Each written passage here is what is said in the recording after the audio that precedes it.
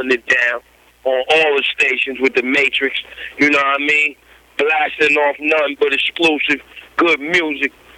So make sure y'all stay tuned. DWI, keep holding me down. DWI Radio, blasting off real big. The Matrix, you hearing it first from your boy Jada Kiss, and it is what it is. Kiss my ass. You already know what it is. It's another Tuesday in the free world, so we here. It's your boy Dave Suave, and I'm here with my motherfucking brother. Your boy HNIC, we in the building. Listen. And you already know when we bring a female to this show, she comes with a lot. She's a powerful queen. And as we do with the fellas, we're going to let her introduce herself. Well, hello. My name is Ms.Tee. Harlem. You know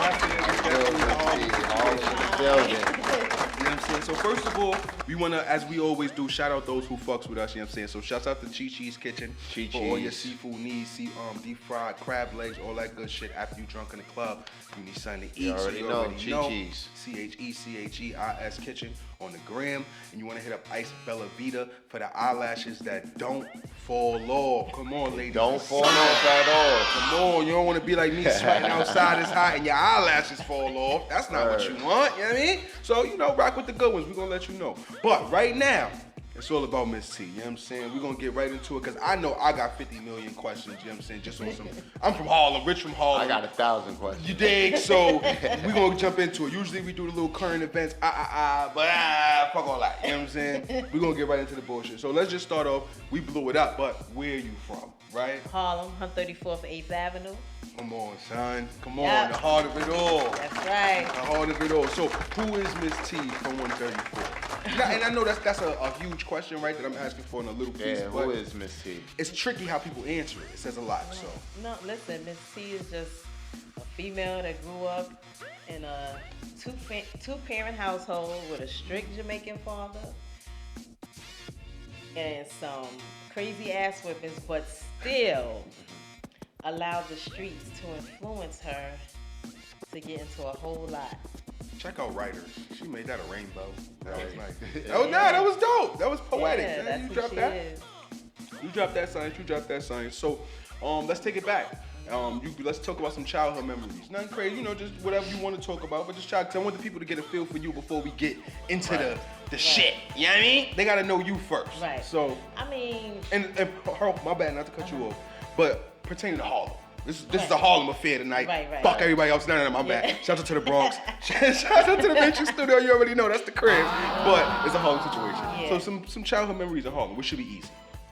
my memories of Harlem is just being fun. Like even I can say when I was like 6 or 7, there was first I lived on 133rd between 7th and 8th. Shout out to the on trade. 7th. And it's like I remember back then, like I grew up around Kim Fields and the other actors and actresses that was down with her and her family. Right. And the streets were fun. I remember a truck used to come through the block with a pool on top of it. Like, it was like, Harlem was fun. My childhood memories of that. Like, the streets was lively. Right. It was fun to be outside. Right. Unlike, I would say, kids today. Like, you just can't send them outside. Nah, definitely not. We were like 5, 6, and we could just run up and down our block and, have fun. That's what's missing, difference. unfortunately, today. That's a huge difference. Yeah. So Different times. Yeah. like, and you said it the best. Like, I remember like hearing stories about my moms or even grandmoms and all that. It was more community. That's what it was. That's what's missing today. Right. More community. And today when you just turn on the news, you already know it's silly outside. Yeah. You know what I mean, I'm not saying that crazy things weren't going on back then, but it kind of had order. We kind of knew why Joe Schmo got plucked on Thursday night because what he did on Tuesday night. We all knew that was kind of coming, So now it's just like, wow, what happened? Anything the kids, they, whatever. Yeah. So when did the love of writing? When did the artist start cultivating it up? When did that start working? When did those juices start coming about? Once my brother Maine got killed, Salute her. She's talking. She said that real. I really felt but like R.I.P. I was losing my mind, and that was 2005. I called his mother and said, because I needed to get it out. Right. I needed to get it out. So when I thought about it, doing it, I said, damn, so many other things happened in my life way before him. And I felt like I had a story to tell, an interesting story to tell that for the most part, it was therapeutic for me, whether nobody ever read it or not. Right. I needed to put it on paper and get it out. So I told his mother about it, and she was like, T, do what you gotta do, because she know the love I have for her son. Like, we were family. Right. Like, for real. So I did that, and then once I put it together, I was like, wow. I actually, that was 2005. I didn't really publish it until 2015 because I had like 3 to 4 years of a writer's block. It literally made me sick to my stomach when I opened it up on my laptop. So I didn't open it for it's some your years. life. It's not. Yeah, because you gotta constantly read it over right. and over, the pain, things that happen. You gotta read it over and over. And then when I had let my editor read it, he was like, "You bugging. I need this banger." He was like, "I need this finished now." That was like October of 2014. And it was published by April 2015. That's usually the clue. It's usually the engineer, the editor. Like, yo, you still sitting on that? You're let that go. Like, I need this ASAP. So but that's when I never ever thought about writing a book. Yeah. So did a lot of the friends from childhood carry on into adulthood, or did you make new friends along the way? Did the crew change? Were you switching up? What happened? Nah, some of us are still as far cool. as the core, because we always, meet new people. Yeah. Some of us are still cool. I'm more family orientated. Yeah, I just like, and I'm the coolest person ever, but I'm real funny when it comes to who I'm around or who I let come around me. Safety first, I like to say. And that's it. And it has nothing to do with me not really liking people, but you got to be careful because people want to be around you for different reasons. And I've never been that type of chick. Like, I can meet you tomorrow. You like, yo, I like to travel. I'm like, so where you want to go? I'm like that. I met a girlfriend like that in the beauty parlor. And we was just off. I'm cool, but I don't get it. I'm not with that trifling snake because you begged me one time. That's all it takes for me. That's it. That's a fact. I'm not mad at that. I'm not mad at that. So when it comes to, being cool with people, I'm very selective. Right. Just for those specific reasons. It makes sense. It makes sense. Makes sense. Yeah. People now and forever, whether it's back then or these days, people been crazy. So if you don't got self-preservation high on the list, you're going to be fooled real quick out here. You know what I mean? Yeah. So, all right, we getting a little older now. We moving around outside and all these things. Let's get into the uncles now.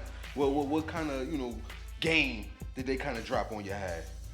Stan, I stuck with him a lot. I learned a lot, just him and just other people, but just sitting back, taking notes. It's so crazy because I'm a lady all day, but I think I know where you had it. I've been known as acting like, what I'm saying? His joke is like, I'm a male without the parts. Because I act I act a certain way, you know what I'm saying? On watching him, even when it comes to relationships, I plays no games and you will not play games with me. I learned the game of hustling, just seeing him move. Right. They call me a female him, That but speaks volumes in itself. Yeah, but I learned a lot just watching people, just learn a lot sitting back. Now listen, this is never to glorify anything, but people got to understand in that day and time, it was different. Yeah. And I'm not saying for better or for worse, but I'm just talking about literal facts. The circumstances of what was and how people was getting money and how things were moving and what was happening in Harlem at said time. Yeah. You know what I mean? So that's number one. But all right, so moving forward, like, when you went outside, was you good because you got green lighted by Unc? Or did you kind of build your own way? Or, how was you able to even come outside? Like you said, being a female in this day and age, everybody running around, acting stupid. Yeah. No, see, the thing is when, I hustled for Al first, and then I was under Stan. Okay. After Al got killed. Okay. So I was under Stan, moving around with him, and, he had me doing things like I felt like a boss. So he was like, like I had people coming up to me like, yo, T, remember you used to bring the packs? I'm like, word. You know, something I just don't remember. Listen, you know, statute is over. That was years ago. Yeah, right. Good. You super good. Right. Super So good. you know, I used to do that. I used to bottle up, and then I was just like, you know, collecting money. Slowly riding up the Yeah, corporate you know, ladder and such. but I've always dealt with somebody that was getting money.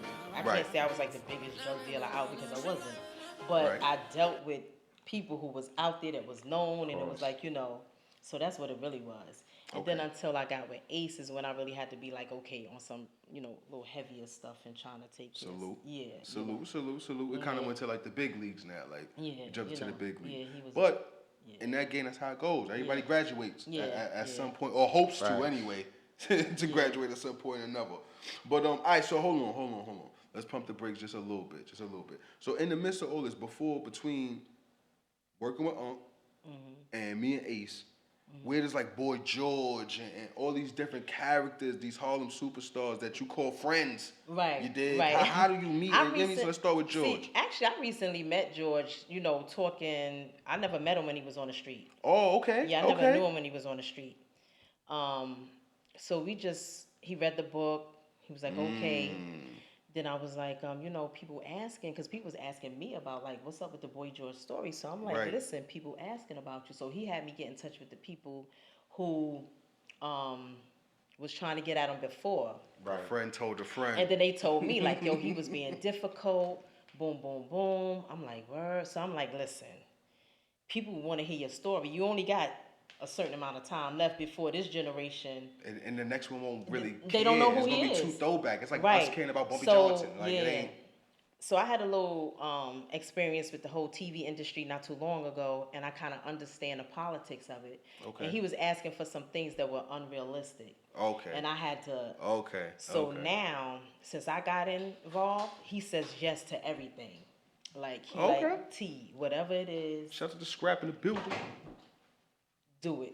Right. So now they like, oh my God, yes. They like, T, I'm so glad you're here. The people like, you know, and it's definitely I can't really say too much about it, but he's gonna sign the life rights over, and we're gonna try to get this thing done. Oh, lit. Yeah. We talking Netflix, major screen. What we talking? Well, I can't really. Well, it's. I tried, y'all. 50 people. Okay. So it's definitely gonna be something that's gonna be huge. We ain't doing no YouTube. This ain't no YouTube thing. This is Shouts out to the tube, but I feel what you're saying. Right, though. but nah, this is real. Yeah, so we gonna get it done. We're gonna get it done. That's dope. Because people are still like, somebody asked me about him yesterday. I'm like, listen, I can't say much, but it's about to happen. Okay. Yeah. Right. So moving into the book, is it Henron or heroin? I was arguing with my mans about this. And I was like, listen, I always heard Henron. Like when the OG said it, he on that Henron. He on that Henron. Right. I hear people now say heroin a lot more frequently, but when it's the OGs, it's always Henron. Right. So, Rich, what you say? Heron. It's just Heron, right? Yeah, I say Ms.Tee? it too. Right, it's heron and then it's heroin. Oh. Heron signifies the game, and every drug is the game. Heroin is the fact that all the things that I've been through, I'm still sitting here today. Wow. I made it through. That's dope. That's crazy. This is why we need you here. So that's why the E is in parenthesis. Right. Salute DWI. Like, yo, okay. So that's what it's about. You see? The sweaty guy bring you good stuff, y'all. Blame the Henny. Listen, that's dope. Okay, you see, this is why the questions, you know, they lead to good shit. All right, so let's still stay back in old Harlem a little bit, just a little bit longer. Let's go back in the past. Let's talk lynch mob shit, loose sim shit, rumors, and all that other juicy fly sounding stuff, right? So we all know the story of the Paid in Full. So let's start there. What did you think of the movie? I thought it was entertaining. I guess people who, like all of us They that ain't was tell there. the story right. Right. Well, damn. Now this is the thing. I understand TV. Right. Everything can't be Exact to form. right. It can't be because of I specific believe that. reasons. I I believe liked that. it just because it was an entertaining movie, not because I think or I know everything in there wasn't true. Right. I just thought it was just entertaining. Now, if we wanted everything to be in there the way it happened, That just wasn't going right, to it'd be bullshit. Can I curse on here? Of course you fucking can, Ms.Tee. Fuck that. Word, So yeah, I mean, if that was the case, it would be bullshit. But I just thought it was an entertaining film. Right. But what I go back and forth with some people on YouTube on my little channel because they believe it to be what it is, especially those that's not from New York. Oh yeah, from Harlem. Ohio, wherever, it's Wisconsin. Like, nah, yeah, that ain't. Yeah. So yeah, it's amazing what the media and TV can do to people. Oh they yeah, really glamorize that shit. All the way. and it makes people really believe what they see. That's a so fact. yeah, That's a fact. All right, so we're gonna mosey our way on in. You know what I'm saying? So when it came to after the whole situation with Rich, his nephew, no, my fault, his little bro, and we found out R.I.P. to both, all that good stuff. A lot of the hood, and that's kind of what the OGs was telling me too, type shit, really thought it was Lou, like for a hot second, for like a real quick moment. You know what I'm saying? Right. So if you could break down, cause being in the position you was, I'm sure the girls was talking on the block. You know what I mean? You was catching it from a different perspective. Let's put it like that. Than the OGs I'm going to go talk to because they men. Right. So from the ladies' perspective, because a lot of times we get the stories of these gangsters and what was going on. A lot of times it be from the male's perspective, and we don't really get to hear it from the lady, the first lady type of thing. Like, so what was it like? Like, what was going on at that moment, just in that little piece of time? As far as the whole Rich situation. Yeah, like pretending everybody thinking it was Lou. Like, was it pressed at the crib? Yeah. Like, was it a situation outside? The only time that we thought that or figured out that people said it may have been him was when I got the phone call. Oh, break down the science. Yeah, well, I was in a house one day, and I got a phone call, and they said, "Yeah, bitch, we know Lou killed Rich. They gonna find you in the river." That's not. I wasn't expecting. I'm like, that. find That's me crazy. in the river. So when he came in, I was like, "Listen, I need you." I told him about the phone call. Ooh. I said, "Yo, you need to go up to 7th Avenue and check the temperature out check there." this out. Yeah. So I'm like, before you leave, put the vest on, get the gun and all that. Heard that. Oh yeah, go up there right. You gotta go up there heard right. 'Cause that. I'm like, I know he didn't do this. Yeah. But when your name ringing bells in the street, It and get his dragged name in was the mud ringing sometimes. bells, Yeah. so it's like he's Right. doing everything. But I was like, he didn't do this one. Yeah. So that's what that was. But it was real something. I mean, he came back quick. He was like, everything good. But yeah, it was something that came and went, and then eventually everybody know what really happened. Right. Okay. Yeah. Okay. I just had to get that in there because I just remember hearing about this. I just want to, if I got the opportunity, why? You know what I mean? Why not sit here and ask? Oh, you know what I'm saying? So that's wow. Yeah, that was crazy. Yeah, that's just crazy. R.I.P. because from what, again, I don't know if that part of the movie was real. Rumors in the Street is real, but from what a lot of Harlem cats say is Rich was like, not only a guy with money and that's blessed people with money, but just was a good guy. Like, you know what I'm saying? It's like when you meet him in interactions with him, a good guy. You know what I'm saying? Well, I know him and my ex was real cool, Norm. So he seemed to be when I was introduced to him. I wasn't around him a lot, but when I was with Norm and introduced to him, he seemed to be cool guy. Exactly. Yeah. All right. Makes sense to me. All right. So just fast forwarding now, what kind of took you out of the game? Like what kind of certain things took place that kind of. Now hold up. Matter of fact, I see you how cooking. was the rooftop days?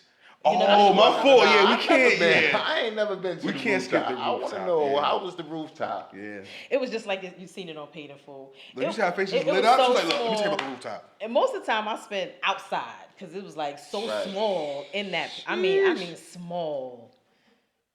But Was Alpo really wilding out in there with the females? I can't really say that. I don't know. I would assume he was because his personality is just huge. Right. So I would makes assume sense. that he was. Like I was around him around Apollo and things like that. So he was like that. But the rooftop was cool. Everybody named Mama. Like we all was trying to fit in that little thing. Right. That's why I preferred to be outside. Yeah. Like, so what artists would you, I'm sure you probably seen people before they actually popped, or maybe even after they did at the rooftop just partying, you know what I'm saying, celebrities, rappers, you know what I'm saying, that was just, or maybe not even at the rooftop, but that was just frequenting Harlem spots, like 4th, 5th. Right, everybody, You know what I'm saying? that Willie Burger Willie, I was just about to say, Willie Burger. Everybody, if you didn't do anything else in Harlem, like Willie Burger was the spot. After every party or after the rink as well as the rooftop, I mean, we just wanted and them lights was bright. That's why I said, everybody just wanted to be under those lights and be seen. I hate them. They make me sweat. Whether they had their little fresh clothes on, driving their little drop tops. That's what it was. It was fun. Still, we try. Just those days were fun, I can only imagine. I can only imagine, bro. But like I say, so all right.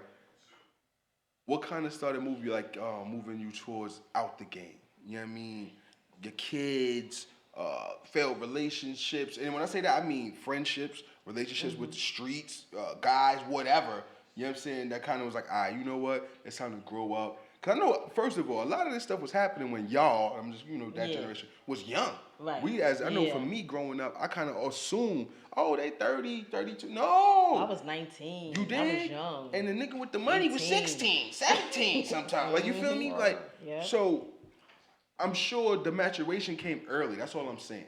Because when your guy's dealing with this kind of bread, he's going to be moving at a different rate in his mind because he's running a freaking Fortune 500 company. So being a Fortune 500 company owner's wife is different than being a bum nigga's wife. Right. Because he's on it. Yo, I would like this and that. Retarded, If I'm lying, tell me I'm lying. Like, a bum nigga has no requirements. Like, he come in the crib, sure, he got a blunt roll, that oodles and noodles, he hype. Like, oh my God, that's why I love you, girl. You like the meaning of my life. Like, that's a form of love too. You understand? No, I didn't deny it. It's that's a form of love too. Just Some different. people like that. It's just different. I'm just saying one takes a little more work than the other. You know what I mean? That's all I'm saying. From the sweaty host to the world, I'm just saying, one takes a little more work. So, it is what it is. But the maturation comes quick. That's the moral of the story. You know what I'm saying? Being with a certain type of guy, you got to move a certain type of way. Yo, I need you to put this money, hit the dot. He only telling you 2 and 3 times. Ain't no, all day, you got to get it right. Bang, boom, boom. Yeah. So, when did that maturation happen? Was it an event that took place? Or did it just you just wake up one day, look up and be like, damn, all my friends is dead, locked up? What was it that kind of said, you know what, let me change I have to say, life? everything that was fun to me ended when Jermaine got killed. The streets and everything. That's it. Now, please break down who Baby Maine is, man. R.I.P. That's Harlem legend. Like, if you please, I would be disrespectful if I even tried while you sitting right here. That'd just be stupid. Man, that was my heart. He was that was my brother. Like, I met him at 15. Him and my little sister started dating. And, they went through their years, broke up. She had a son by somebody else. But no matter what, we always remained a family. You heard? Me, him, Mike Murder and Max Luke. They had another brother, Lil E, Eric. We were just a family. And, man, he was just a guy that was determined to make money and make a name for himself. And I've seen him do things at 14, 15, and 16 years old that the older dudes were doing. Listen. I didn't see anything. They was going out of town. That's right. And, my sister in junior high school, 43, fresh to death. Shouts out to 43, man. That's all this shit. They were doing it. And, I love the entertainment went to 43. I'm sorry. My PD went to 43. Oh, I did too. Oh, 43 reunion. Okay. Yo, DWI, you went to 43, bro? All right. I was just saying. All right, copy. Yeah, but he was definitely just somebody who he just had a lot of ambition. Did he really run Mase out of Harlem? Yes, he did. Oh, she said that so quick. I got to believe it. Shout out to you, Mason. I mean, it's a fact. I mean, it's so... man. Rich like that. Yeah, he did. But, like I explained, Mase is not a shooter. Right. You're not about that life. You should run. But you can't run when you talk shit. Right. And popping shots on a record. Yeah, and then don't expect to be, Harlem confronted. Harlem is huge, but small at the same damn time. Oh yeah. Ain't nowhere to hide and that's Harlem. that's the thing. I mean, yeah, he left. Everybody knows he left. And that's it. That's crazy. Listen. That was raw. I love it. Nah, listen, man, I love it. And because the era that Ms.Tee come from, it was strict rules outside. Right. And you didn't go outside if you wasn't built like that. Because as many Ms.Tees there are, there's as many housewives that say, oh, hell no, that won't, you know what I mean? Certain things, it's not a right or wrong. Because at that time, nobody could say from this era that wasn't there or before what they would do in 85, 88, when that thing was moving and everything. Right. Stop it. Police was beating us so crazy. We had less opportunity. Don't get me on my shit, man. For me to go pick up a pack, all I gotta literally do is go right here. The police is riding by. They know what time it is. You know what I'm saying? Because people try to paint this picture of us in that era and in that time as if niggas was just savage hooligans that didn't give a fuck about self and just... Nah, stop it. Right. What's McDonald's? They sell burgers and nuggets to these kids and killing these fat white babies too. But nobody's running at they neck talking about, nah. But once we start finding something that make multi-millions or who knows, billions of dollars, you dig? Now it's a problem out here. Yeah. You know what I'm saying? So I just say that to say, all the OGs from that era moved at a different time. Why? Because we all know money is for survival, so money makes people act accordingly. So if I set up a rules and guidelines and I say, yo, you can get paid a certain kind of way by living this type of lifestyle, you're going to do it. And it makes sense. And my whole crew is here and we all right, cool. Right. But now there's no real OGs. So some little niggas making up some rules that he think is cool. Right. So now these little niggas is doing this and like for a week straight, it was like guns going off Morris Ave. Like I moved in the Bronx now. Morris, I ain't gonna lie, I love the South Bronx. That shit remind me of Harlem 10 years ago. Harlem is traca now, and I'm from Harlem. I can say that. Harlem is traca now. Yeah, whatever that means. But the Bronx, it's trash. It's whack. It's corny. You know what I'm saying? Yeah. But the Bronx, Morris, I'd be turned up, but in the worst ways. Right. You know, I like it because I can still get my hood vibes. It's still, but then once I hear the guns going from 38th to 53rd every day of the week, you know what I'm saying? Shouts out Cartier, shouts, you know what I'm saying? Like, and it's people, it's getting closer and closer. It went from my cousin son getting hit in the head to my bub man, shouts out to him, I ain't gonna name you, baby, but you that guy, getting shot on my floor in my building. So it's like this shit is getting closer to my crib. You feel me? So I'm like, oh nah, it's different out here. Oh, times back are then, different. shit had to be ordained. Like, that you and just it was do that. specific. Like you could literally go. Like I said, like back then, my sister was 12, and I didn't worry about her going uptown, downtown, east, west. Yep. Her son is 23, and we be on the phone like, yo, where you at? And why you there? Like, I didn't have to worry about her on the streets back then because everything was specific to who it was for. Of course. Right now, you got these kids that are reckless. Yep. Everybody got a gun. Don't nobody want to fight and lose a fight. Yep. You know what I'm saying? So it's like, it's scary for children, you know, today. Right. 100%. As well as adults. 100%. You know, I know a 30-year-old dude just got killed by a 16-year-old. Some guy from 119th Street who said they said he wasn't about that life. What you're talking yeah, about they too. said he was a cool dude. Some guy, some 21-year-old lost a dice game. You don't lose a dice game and ask for your money back. Wow. Yeah. He shoots and kills him. That's crazy. Both funerals, I think, was like this week. It's like... But mind you, they found him with the money on him. When the police found him, a lot of people didn't pay attention. When the story first came out, they like, when they got on scene, he had his money, or a large amount of money right next to him. Yeah.